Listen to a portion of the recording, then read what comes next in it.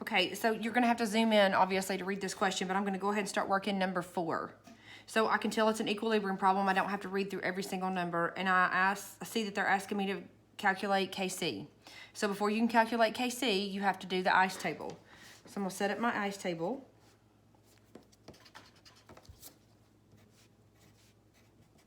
And here's my reaction. There should be a double arrow there showing that it's an equilibrium reaction. So I start with my reactant, and then I write my product. I go through and see that they give me my N2O concentration is 0.1 molar. And then I notice right off the bat that my NO2 concentration is 0.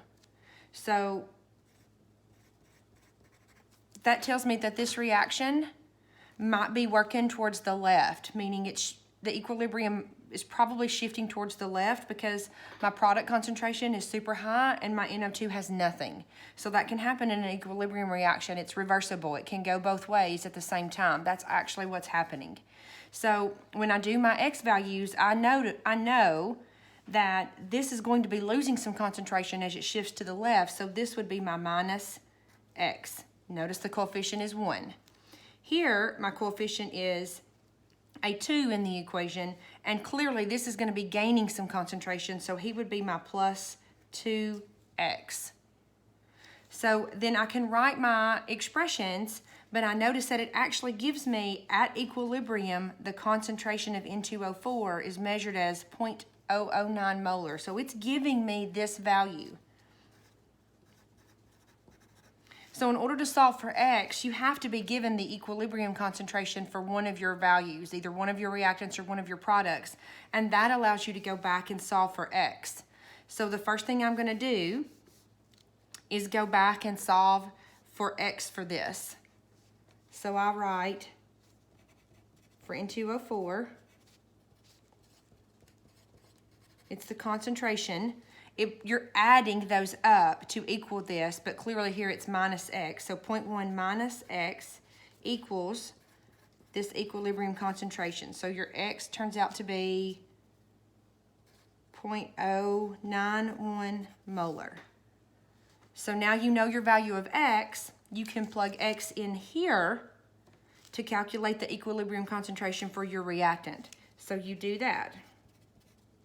Take this X,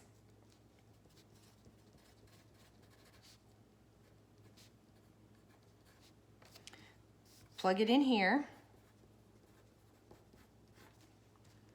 and then when you work that out, you should get 0.182 molar.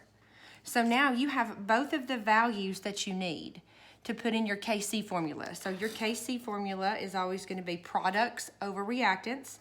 So it would look like this, the concentration of N2O4 over the concentration of NO2, but the coefficient here, remember, is 2, so we would have to square that concentration.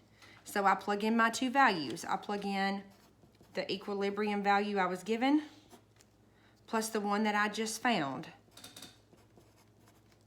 But I have to square it on the bottom. And when I work that out, I should get 0.27. There's no units for Kc. It's just it's a rate value.